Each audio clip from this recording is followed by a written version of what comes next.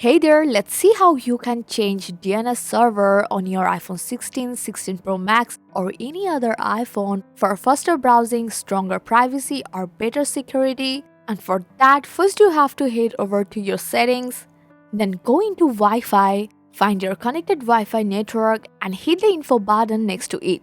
Now scroll down a bit until you see Configure DNS option. Go ahead and select it, then you have to switch automatic to manual.